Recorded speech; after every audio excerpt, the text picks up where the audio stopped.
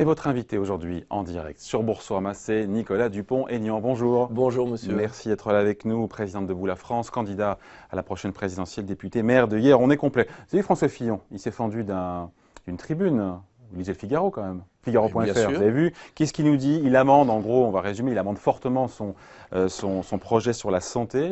Il a été accusé par vous et par d'autres aussi de vouloir privatiser l'assurance maladie. Là, il nous dit quoi? La Sécu continuera à couvrir les soins comme aujourd'hui. Il veut même que les soins dentaires et les soins en optique soient améliorés, soient mieux remboursés.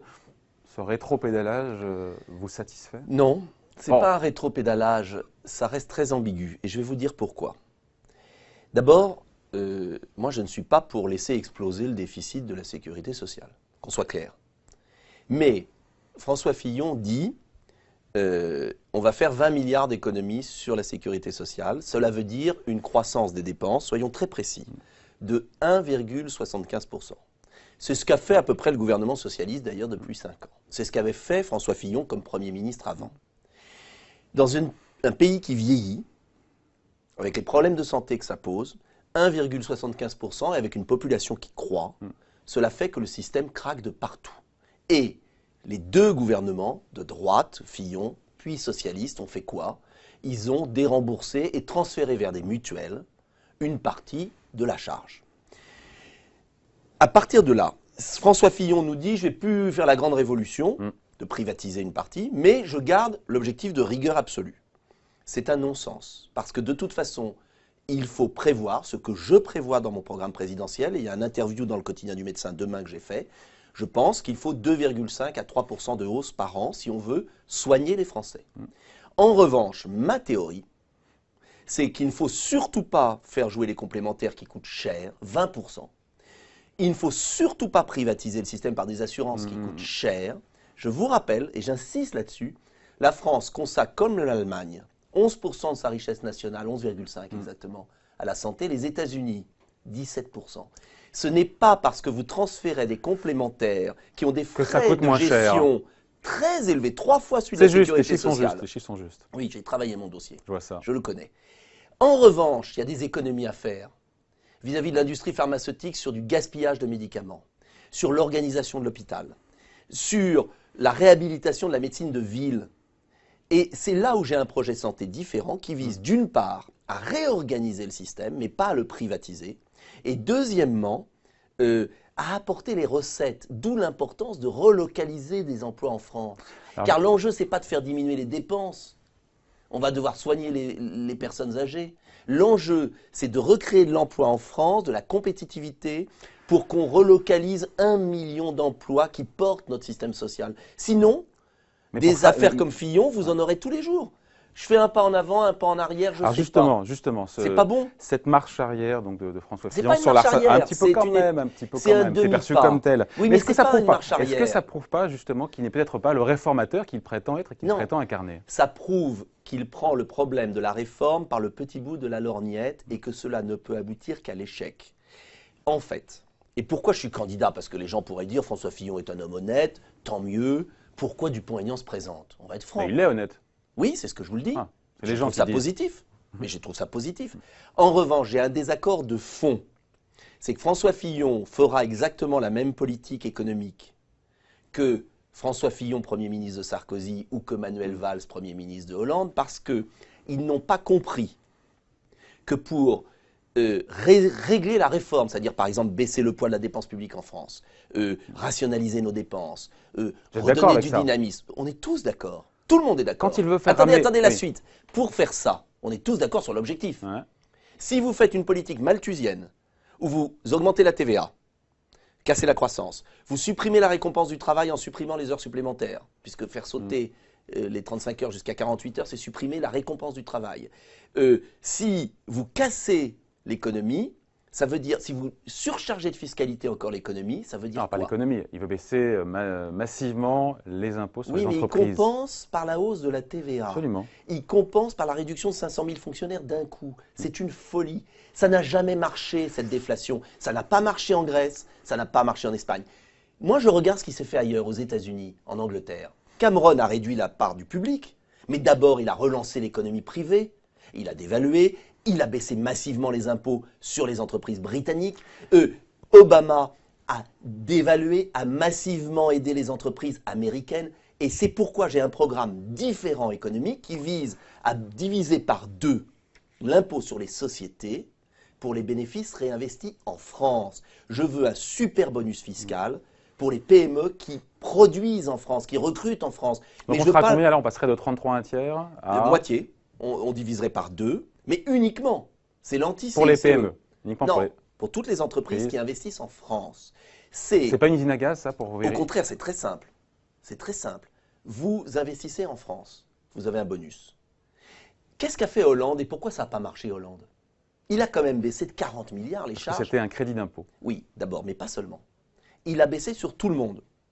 Est-ce que vous trouvez normal que la grande distribution ne va pas délocaliser ses magasins? La Poste. La banque postale. Est-ce que vous ne croyez pas que les baisses de charges doivent être ciblées sur ceux qui font le choix d'investir en France? Car le rôle d'une baisse de charge... Mais la Poste investit en France. Oui, enfin, le rôle d'une baisse de charge... Elle ne va pas investir, la grande distribution ne va pas quand même va pas déplacer le magasin de ma ville en Chine par plaisir. Elle a besoin de clients en France. Moi, ce que je crois, c'est qu'il faut combler l'écart de compétitivité quand un chef d'entreprise décide d'implanter une usine. Si vous baissez les charges, quelle que soit l'action du chef d'entreprise, il va prendre la baisse de charge en France et il va implanter son usine en Slovaquie. Moi, je veux que le chef d'entreprise vertueux qui va investir en France, il ait un bonus. À l'étranger, ça existe, de fait conditionner comme ça? Oui, des États américains, c'est un économiste qui m'a dit qu'il y a certains États américains. Et vous savez que ça existe aussi? Non, dites-moi. En Corse. Il y a un crédit d'impôt quand vous investissez en Corse, qui est spécifique pour la Corse. C'est une survivance, à mon avis, d'un... Peut-être, qu'importe. Mais moi, je veux qu'on relocalise 1 million d'emplois. On relocalisera 1 million d'emplois quand les chefs d'entreprise, quand ils feront leur calcul d'investissement pour une usine, pour un centre de recherche, ça a bien marché le crédit impôt recherche. En fait, je modélise ce qui a bien marché avec le crédit impôt recherche, qui a permis aux entreprises, par effet d'aubaine, mais ils ont investi des chercheurs en France. Très bien. Pourquoi on ne fait pas la même chose pour l'investissement, les usines, tous ceux qui vont décider de choisir la France? Et là, vous verrez que la machine repartira et qu'on pourra porter les 2,5% d'augmentation de dépenses sociales pour soigner nos concitoyens. Quelques propositions, Nicolas Dupont-Aignan, qui sont dans le débat public. Toucher le chômage quand on démissionne, pour ou contre? Contre. Contre. La hausse du pouvoir d'achat? Oui. Via les baisses de cotisation? C'est moi qui l'ai inventé. Via les baisses Monsieur de cotisation. Macron me l'a repris. Il me voit venir. Attendez. Pas touche aux 35 heures. Attendez. Remboursement de tous les soins. Vous pourriez vous y retrouver quand même. Attendez. Non, 2 choses. Pas du tout. Nicolas Dupont-Aignan? Non. Macroniste? Pas du tout. J'imagine les titres. Pas du tout. Parce que M. Macron, à ma différence, moi je baisse de 40 milliards les charges salariales. Charges salariales, ouais. C'est-à-dire la différence entre le brut et le net sur votre feuille de paie, c'est-à-dire je le baisse d'un tiers. D'accord, 40 milliards. Mais je ne le finance pas, ça fait 10% de pouvoir d'achat en plus, sur 5 ans. Il le finance par une hausse de CSG payée par ceux qui ont du capital. Non. Et par des retraités. Les retraités, qui sont déjà assassinés. Pas tous. Si. Non, il a dit pas tous. Mais il ne peut pas. Il va avoir une baisse mineure. Parce que la différence entre M. Macron et moi, c'est que lui, c'est un tour de magie. Vous n'entendez que la première, vous n'entendez pas la deuxième. C'est-à-dire la deuxième, c'est hausse de CSG. Les revenus du capital sont déjà surtaxés. Sont déjà surtaxés. Et on le sait avec les dégâts. Deuxièmement, les retraités sont déjà massacrés. Donc, moi, je baisse les charges salariales, mais je le finance par la lutte contre la grande fraude fiscale, c'est-à-dire les 20 milliards de fraude à la TVA. Et je finance. Si, c'est certain. J'ai fait un travail là-dessus, je vous renvoie à mon rapport parlementaire, et on peut le faire. Des pays l'ont fait, la Belgique et d'autres. Et deuxièmement, je le finance par la lutte contre l'assistanat et les abus de l'assistanat. C'est-à-dire que moi, je demande à chaque personne au RSA de travailler 1 journée par semaine. Je mets fin au trafic de cartes vitales et je réduis les prestations sociales aux étrangers qui, tant qu'ils n'auront pas cotisé 5 ans en France, ne pourront pas bénéficier des aides sociales. On arrive tout ça, mis bout à bout, on arrive à 40 milliards, oui. Et j'ajoute que ma solution a un effet de relance. Le candidat du travail. Oui, a un effet de relance. Pourquoi ? Parce que si vous augmentez la CSG pour payer la baisse de charges salariales, vous n'aurez aucune relance. Tandis que moi, je relance l'activité parce que je vais chercher l'argent ailleurs. Autre point, j'augmente le pouvoir d'achat des retraités.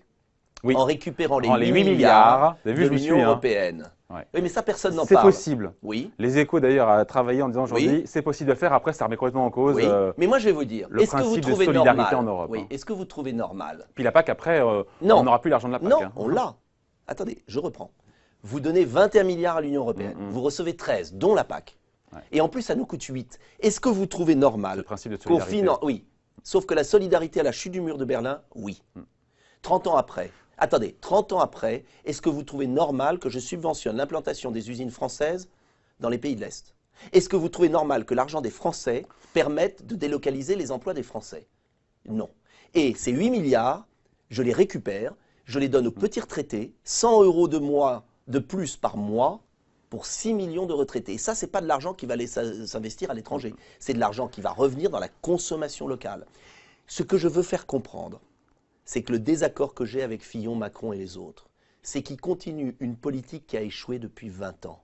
Il faut relancer l'économie, la production en France et le pouvoir d'achat. Il y a la même idée de baisser les impôts, mais pas financer pareil. C'est bien l'idée de baisser les cotisations sociales, mais pas financer de la même façon. Non, mais si vous le financez en prenant de l'argent qu'il y a déjà en France, vous ne créez pas de pouvoir d'achat supplémentaire. Oui, sur la fraude, on a quoi sur la fraude après? La fraude et les 8 milliards de l'Union européenne qui partent financer nos concurrents.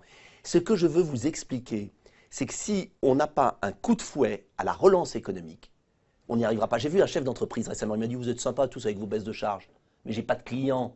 Donc j'investis pas en fonction des baisses de charges, j'investis en fonction de la consommation. Donc il faut baisser les charges et il faut relancer l'économie. » C'est un point fondamental. Filer le déficit budgétaire et s'asseoir sur nos promesses européennes. Oui, je l'assume. Monsieur Cameron a été jusqu'à 5% de déficit. Il est pas mort. En quelle année? Il y a 3-4 ans. C'était la crise. Non, c'est qu'il a relancé l'économie. Monsieur Obama s'est assis sur le déficit. Oui, mais... Vous croyez que la Chine s'occupe du déficit? Elle est en train de racheter le monde en finançant. On n'a pas. Et on a accepté. Vous savez combien il est? Vous savez combien il est le niveau de déficit? Il me parle de la Chine. Vous savez combien il est le déficit chinois public? C'est eux qui financent avec leur trésor public. Il est à 2%, 2,5%. Mais ça n'a aucun sens. Donc c'est pas un sujet pour eux. C'est pas le problème, ça n'a aucun sens. Tout est subventionné et on accepte. L'Union européenne vient d'accepter dans l'indifférence générale que la Chine soit considérée comme une économie de marché, tout en disant l'inverse. Si.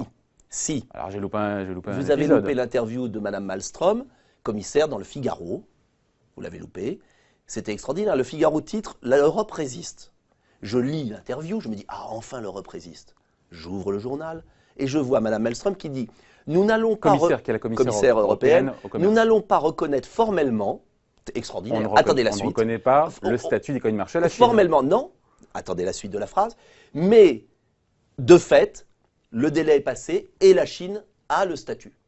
Ça veut dire qu'on est en train de tromper les opinions et que par un tour de magie de communication, en vérité, à compter du 12 décembre, on a accepté que la Chine, qui subventionne massivement toutes ces industries, continue à racheter le monde sans respecter les règles de la libre concurrence. Donc on aura plus de mal à taxer leurs produits à l'importation, on aura plus de mal à… Eh bien moi je veux changer ça. J'en ai assez de ces hommes politiques qui servent à rien. TAFTA, il est en négociation. Le CETA, ils l'ont accepté. Non, le CETA, ils l'ont accepté en douce à Bruxelles. Le statut d'économie de marché, ils viennent de l'accepter sans avoir l'air. Et on continue, nous, Français, à voir les emplois partir, nos entreprises rachetées. Juste un petit mot. Il faut se protéger et en même temps passer à l'offensive en baissant nos charges. C'est une politique de relance. Bon, un mot, on finit pour clore Macron. Il était inconnu, c'est vrai, des Français il y a 2 ans. Aujourd'hui, il a 15% dans les sondages à la présidentielle. Il a réuni entre 12 000, c'est tangible, entre 12 000 et 15 000 personnes lors de sa dernière réunion à Paris ce week-end. Vous admettez qu'il y a comme une dynamique de son mouvement qui est né il y a 6 mois. Vous étiez pardon de faire le parallèle, mais vous étiez la semaine dernière en meeting. Oui. Il y avait 1000 personnes. Oui, attendez, j'assume. Je vais vous dire pourquoi. Moi, il y avait 1000 personnes et pas 12 000. Je vais vous dire pourquoi. Parce que moi, je n'ai pas levé 3 millions d'euros en allant à New York ou à Londres. Et mes comptes sont publics. C'est une énorme différence.